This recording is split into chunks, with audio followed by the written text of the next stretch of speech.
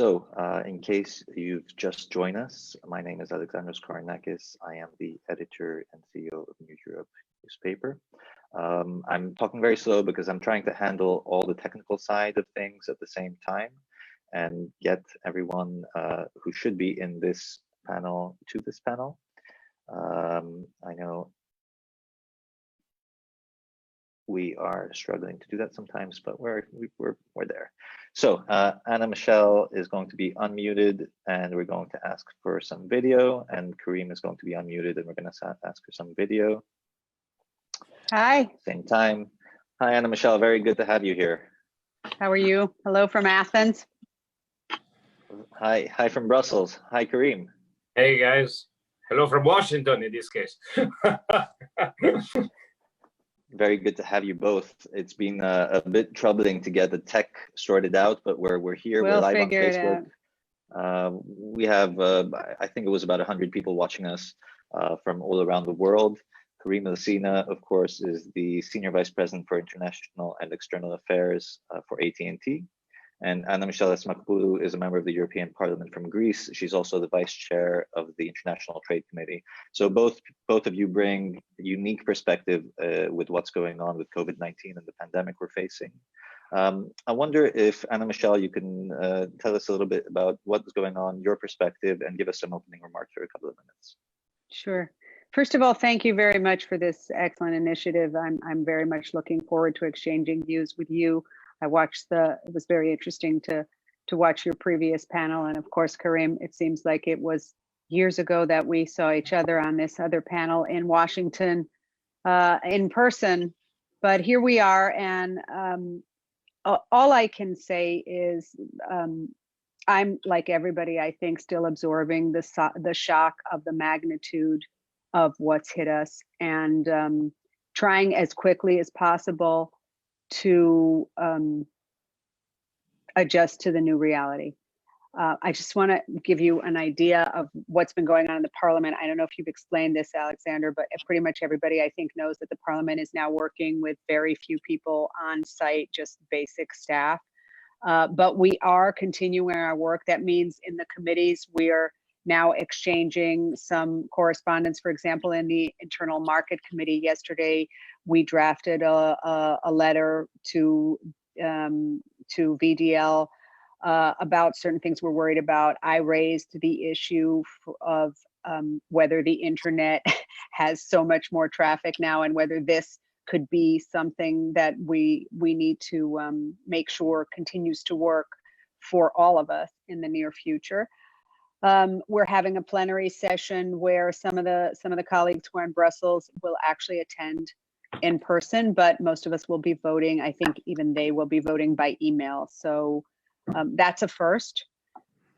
My office, for example, is teleworking full time. Everybody, thank God, is safe, is healthy, and has found their sort of place to stay at home and conform to social distancing. I'm in Greece. Greece is a country which, thanks to its strong leadership and decisive leadership, Kyriakos Mitsotakis very early decided to enforce social distancing measures, closed schools, also has given a 10 billion euro package to workers, to businesses that are closed.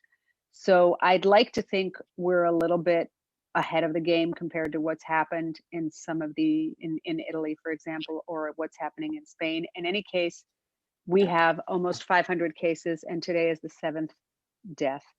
So we are transitioning into this phase.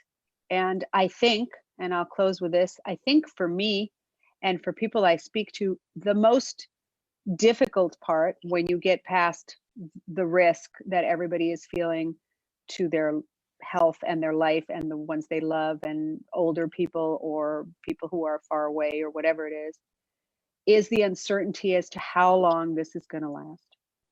And I think the most difficult thing to plan for is you don't know when to plan for. I mean, you said I'm vice chair of the International Trade Committee.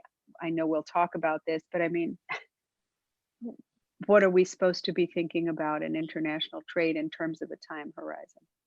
Anyway, as we wrap our head around these things, we can go deeper into it. So thanks again for having me, Alex. Thank you very much for being here. Karim, let's have some thoughts and ideas about where you're from.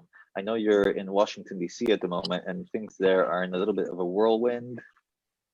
Yeah, look, I'm exactly in the room of my second boy because I had to squat his room and become my office because the company decided last Friday that we were going to telework from Monday. So, we have been teleworking and working remotely since then. And, we are a very connected company. So we are used to do online video conferencing, working through VPNs. My whole team is spread around the world. So to be honest, even if the physical working environment is missed in a certain sense, at the same time, we are getting used to this new reality. But I think one of the challenges we have in front of us is the planning, is how we are going to handle it in the next month. Look, I am Italian, I live in Washington, but I am Italian. I am coming from that city called Bergamo that is really under the biggest pressure, and that part of Italy is really under very high complications. So we have to continue life as it is, in my opinion. We have to continue work as much as we can. We have to continue to talk to each other. I really praise you for this initiative because this is exactly what we need to do as a new normal. It's crazy. Specifically as an Italian. We love hugging. We love talking to people, being close, and we were doing that with Anna Michelle and the world delegation of the European Parliament that visited us in DC a few weeks ago. And it's really a few weeks ago. This is a crazy thing. But I think we need to get used to this new normal. I'm sure, look, I'm a big believer in science. I'm sure these fantastic doctors and researchers are going to find a solution to this. So I am a very positive person on this. And in the meantime, we need to respect everything is requested by the authorities and work. And as for the company, we are going to do everything we can to ensure exactly what Anna Michelle was talking about.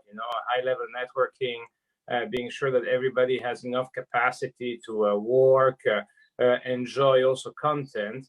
But as I'm doing it personally, and Alex, how much I travel, also enjoy a little of time with your family, because I don't know, I think everywhere the schools are closed. So, it's the real challenge here is fitting the work agenda, your kids' agenda, and every other agenda. That I think is the biggest challenge. But it's in a certain sense, let's use that time also to enjoy that part and try to keep it as much as we can as a normal business day, even if that's very complicated, especially thinking to those people in the bad area. Sorry, Ernest.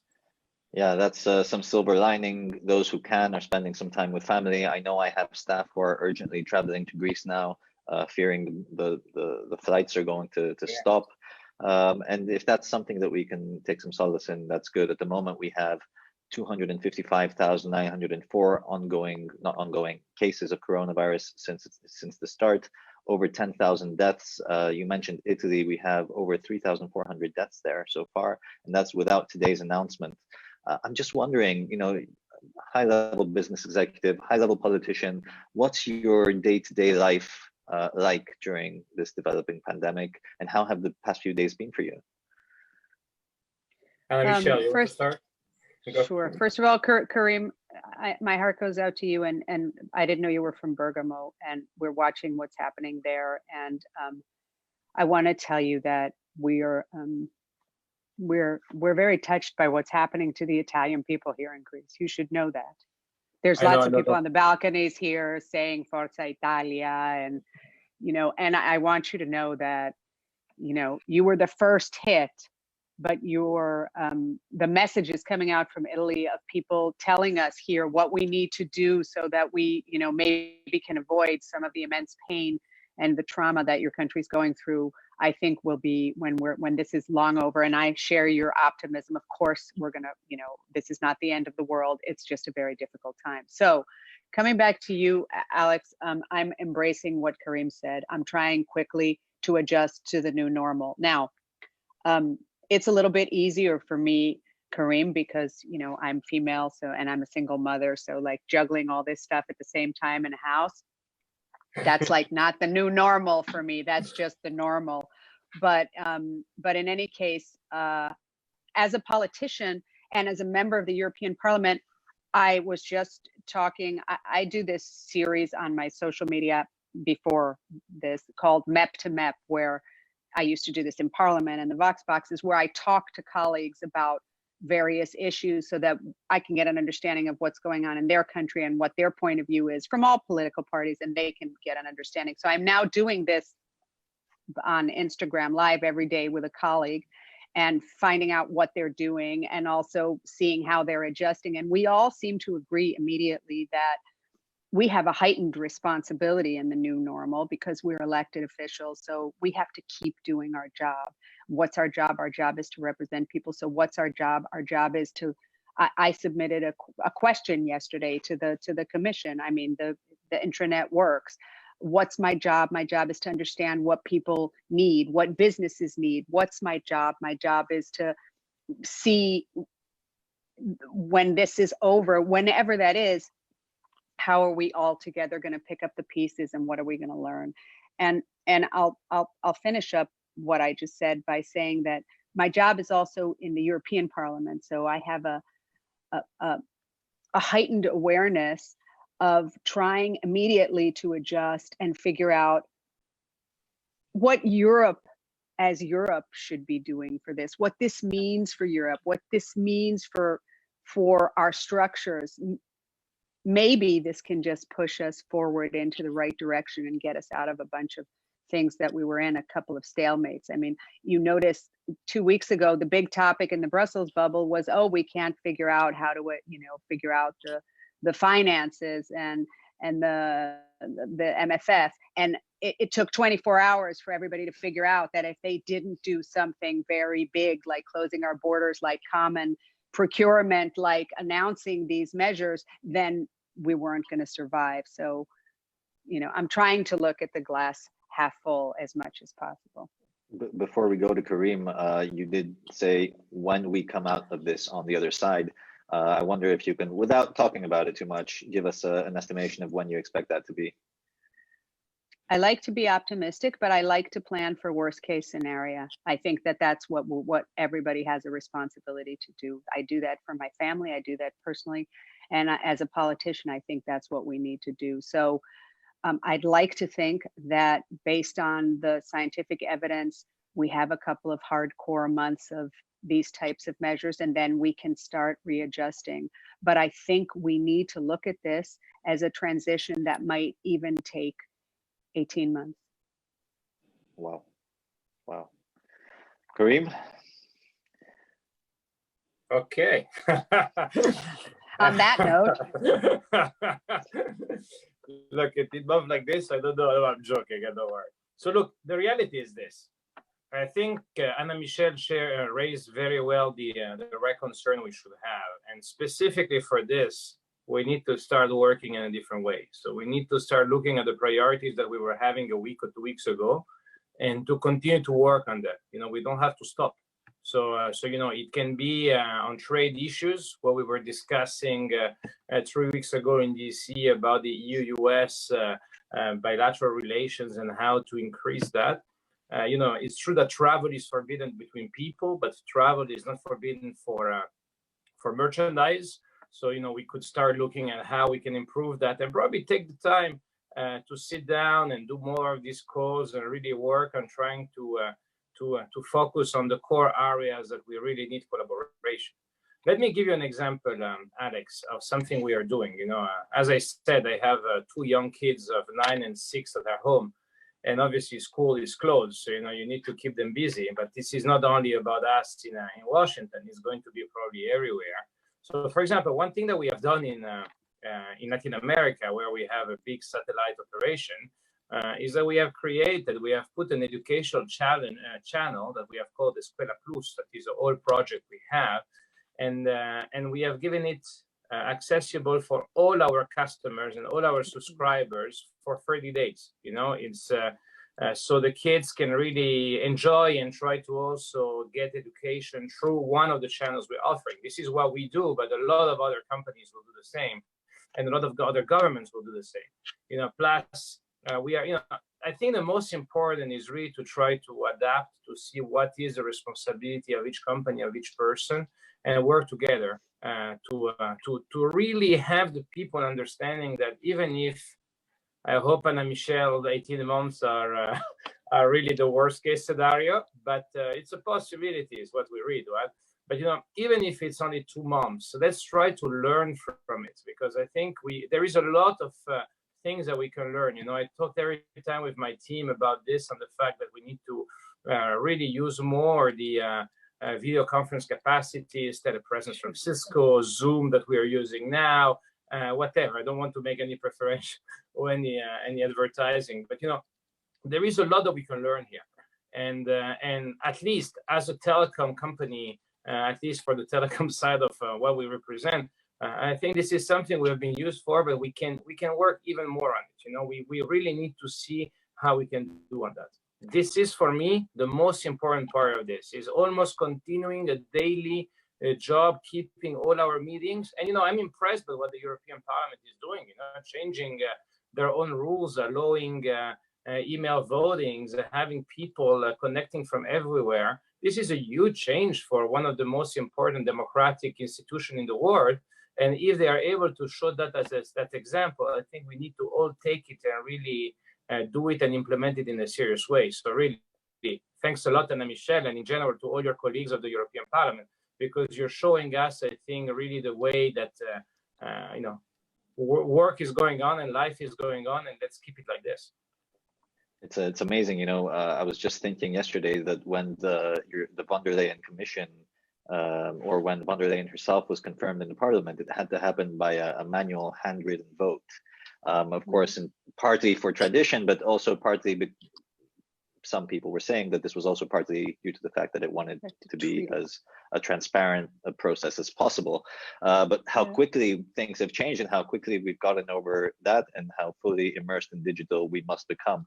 I have some nearly hate mail coming in saying 18 months is too much and that they want to go back to having social lives.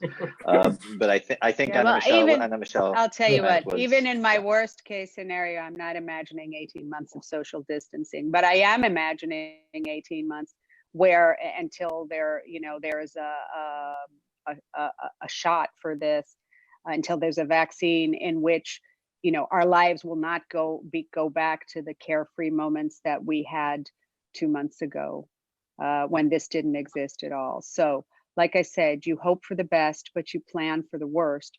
And I just would like to say, as a politician, that I'm very pleased to hear about initiatives like what Karim said AT&T is doing. Here in Greece, our Ministry of Digital Development has started this initiative. It's called Digital Solidarity. And all the companies, that all the service providers have joined in, and they're offering similar things to what Karim described. I think this is, you know, this is excellent that we're seeing so much corporate social responsibility when it comes to dealing with what the needs that we'll have in this new digital world, or this new normal, or whatever we would like to call it. And I think that I'll tell you as a lawyer that rules are rules, and you know, exigent circumstances are sometimes a very good opportunity to put away rules that are archaic or outdated. And I think that the Parliament, it's the least we could do as parliamentarians, as a legislative body, to review our own rules and make sure that we've adapted to the current circumstances and that we can serve the people who have sent us there in the best and most efficient way, especially when it comes to critical times. So that's just a duty at the moment. So let's take a moment to highlight for our viewers that, of course, this is a good time to catch up with educational programs. Karim, AT&T's educational program, I think it's with DirecTV that you're doing it, and that's always a good thing. But online, you can also find a lot of courses that you can spend your time very well learning while you're locked in the house. Anna Michelle, you're on the International Trade Committee, you're vice chair. Can you tell us a little bit about what the effects on international trade are and what are they going to be? What can we expect for the year ahead? Okay, well, if you don't want me to say 18 months, I'm not going to use any numbers because any number, I mean, I asked my office and they did a briefing for me. I have a few numbers here about projections. I won't even tell you because, you know, there's going to be staggering financial consequences as a result of this, regardless of how long it lasts. And, you know, that's just a fact that we're going to have to deal with. Now, as you see, one of the first initiatives that the council took had to do, I mean, like Karim said, okay, so I can't travel to Brussels, but, you know, goods are still traveling. And this Green Lane initiative, for example, today I spent a big part of my day speaking to our trucker association. I think the first thing that they're doing at the moment is they're monitoring the situation. They've set up an online system where they're letting each other know where the issues are, what each country, what each member state is doing. Now, see, if we had an absolute common policy about this and a common monitoring system and a common enforcement mechanism for these types of situations, then they wouldn't need to set one up now. But they are actually making a makeshift online system where they're reporting to each other what the situation is. So there's something that we can immediately start discussing, for example, at a European level. At the same time here, I've talked today to our Ministry of Foreign Affairs that deals with investment and trade, and they're telling me that they're setting up an online system so they can start monitoring possible infringements of trade agreements. We're in the midst. I have this file where I'm supposed to change the enforcement mechanism. I'm supposed to work on enforcement, and now I think we need to start looking at we can review a whole new set of what's been going on.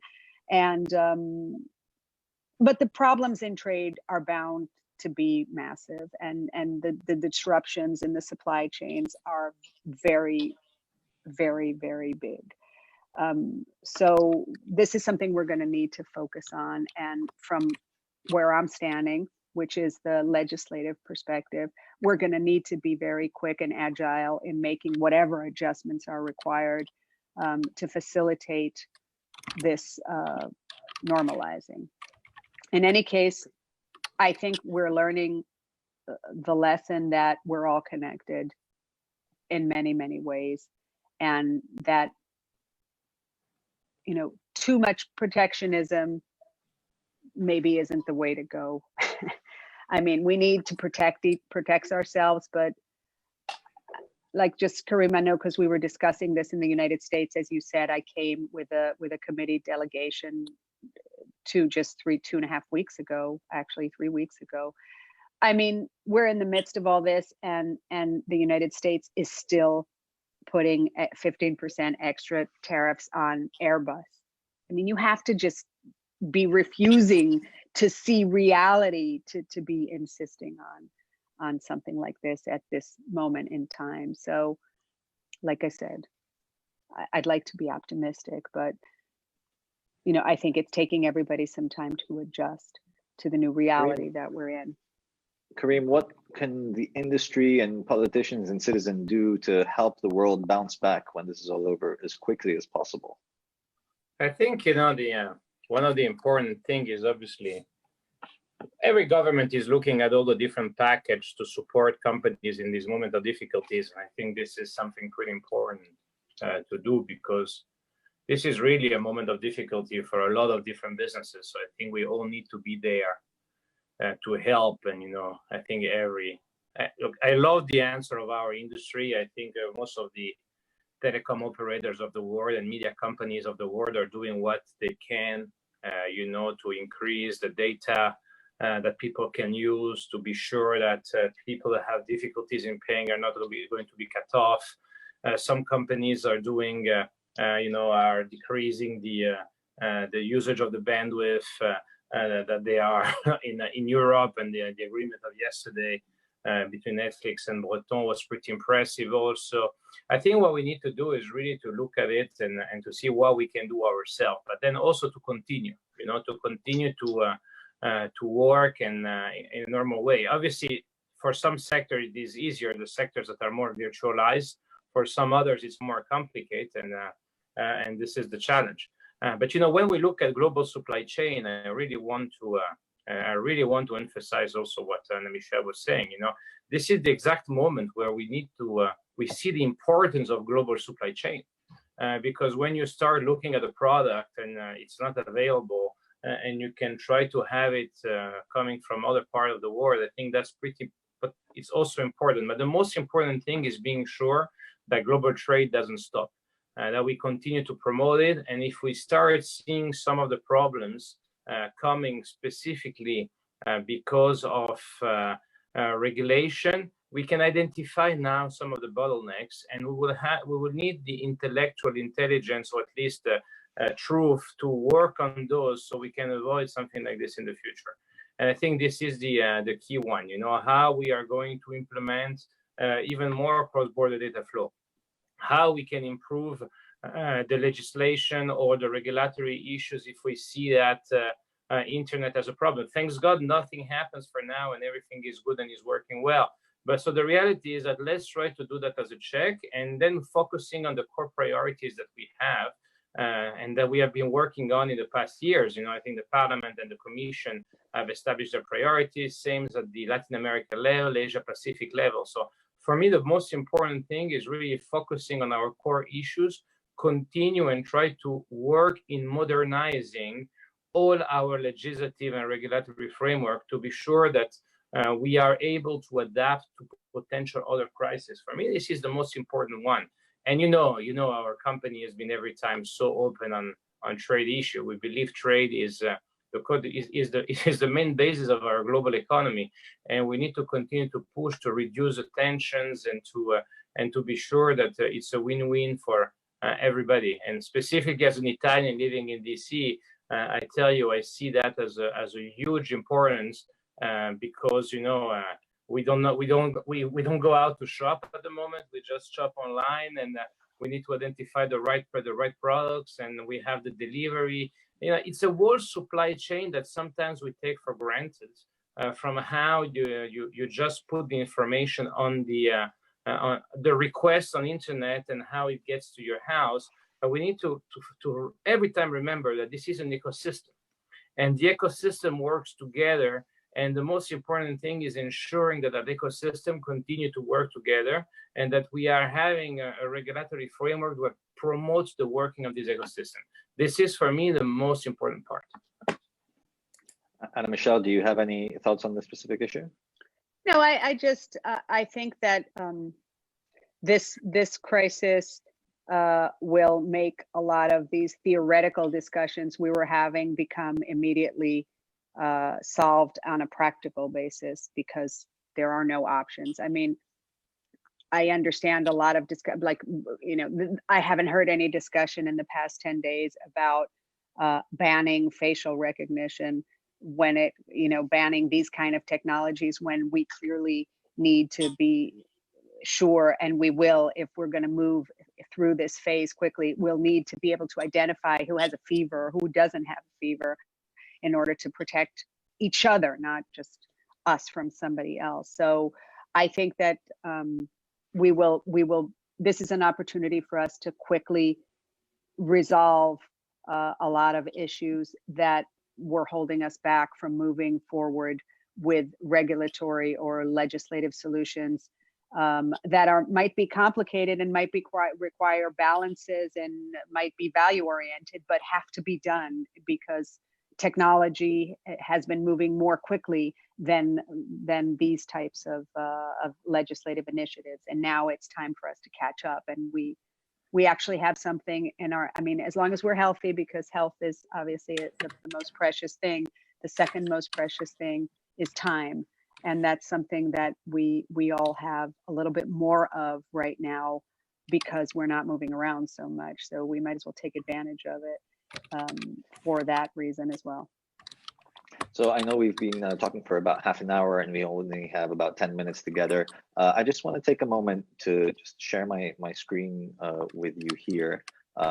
This is the website of Our World, and I'm very happy that both of you have contributed to this. If you haven't seen this edition, ourworld.co, we have some amazing contributors, the Greek Prime Minister, the President of the European Parliament, and about 50 more people from around the world who are talking about the challenges our societies are facing and how to deal with them. This came out just before the COVID-19 pandemic hit, but I do hope you can all read the contributions, both of Anna Michelle and Karim, and of course everybody else.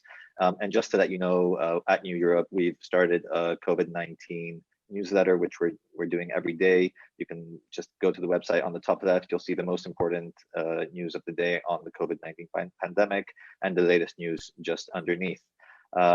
With that, I will come back to the very interesting questions we've been asking. And of course, I do want to thank you very much for your contributions to our world. You are both alumni, and I will hopefully have you back next year. But getting back to the virus, it's obviously changed the ways we do politics and we do policy. It's changed the way that we're doing business. AT&T has over 250,000 employees, if I'm not mistaken, around the world.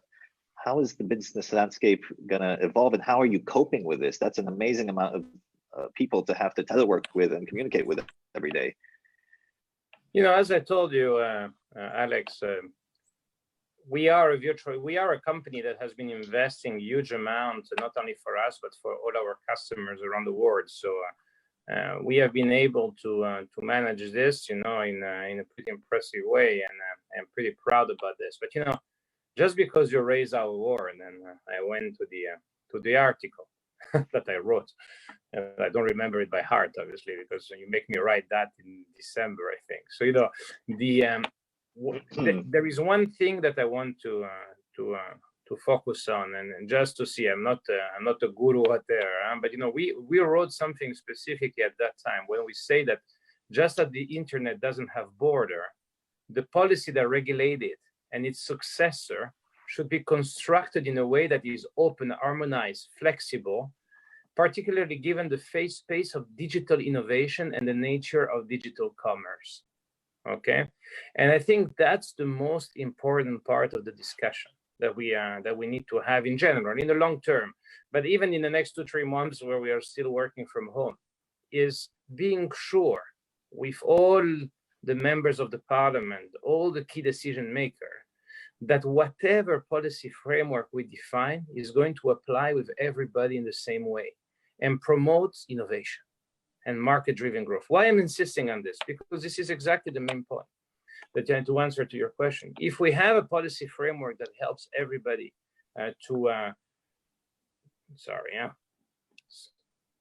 I'm back. Okay, somebody was calling me on my phone at the same time. You see, that's a problem. Yeah.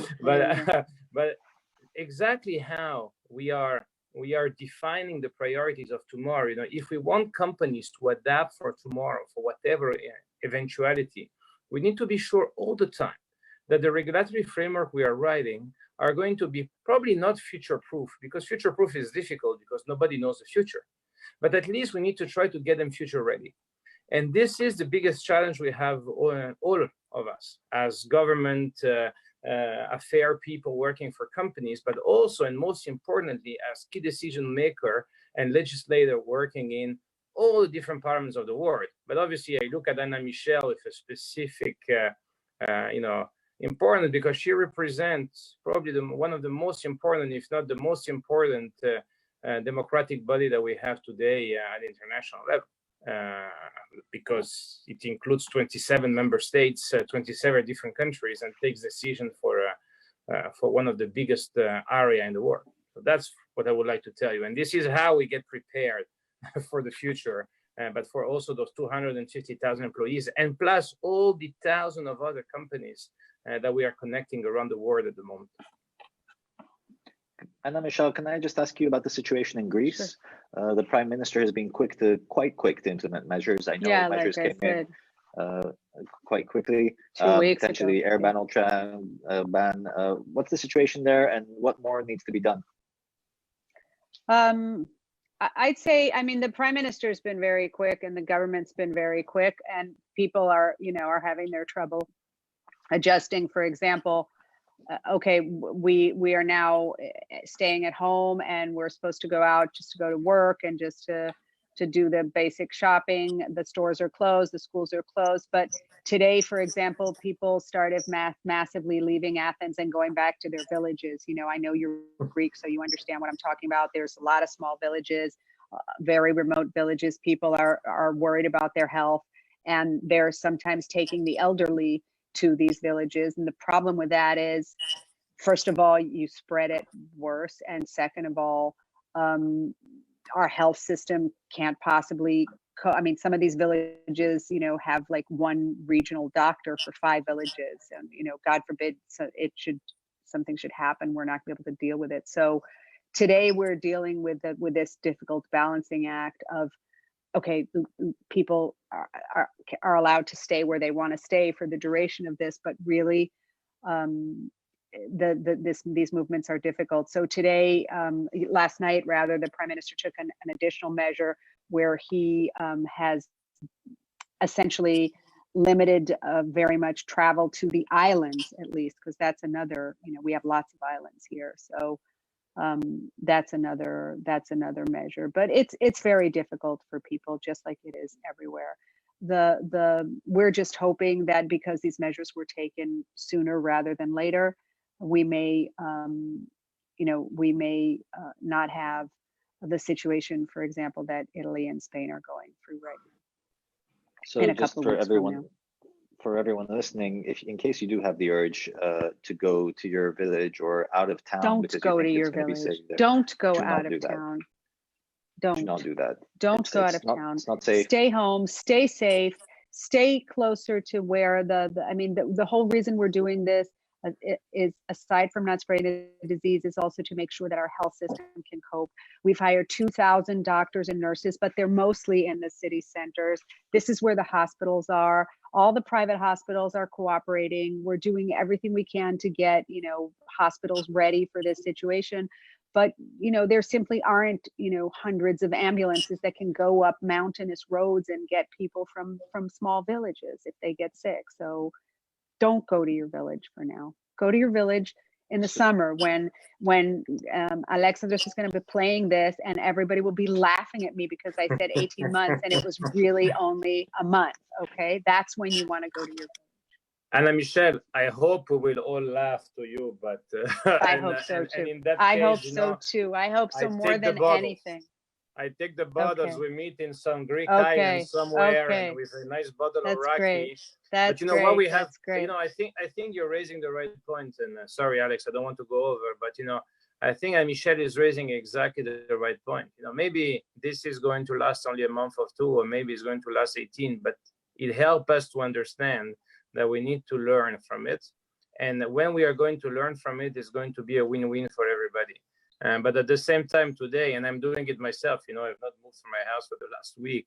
I am really listening to every rules, and I'm really a believer that we need to listen to all the rules. And if all these people are saying that it's so important to stay, let's stay. And as an example, I can just share, look at what happens in my city of Bergamo, and you will understand. You know, this is not a joke. I think it's something very serious, and we just need to be close as much as you can, and with the respect of anything is requested by the public authorities. I just have, before we get to our journalists and media professionals around the world, I just have one last question for you both, and that is, what is the relationship with China going to look like after this? I know that there's some exchanges of medical equipment and masks, but at the same time, there's quite a little bit of tension that's building up. Do you have any thoughts on that? We can start first with Anna Michelle, maybe. I mean, there was tension before in the relationship, just like with the US. We were, you know, don't forget, you know, because you touched on trade before, there were trade wars going on, and, you know, that I don't know if there's a truce right now. I don't know what there is. There's a disruption right now. So I don't know what it's going to look like, but I will tell you that I embrace what Karim said, that through this, we have all realized, and will realize too, that supply chains are now global.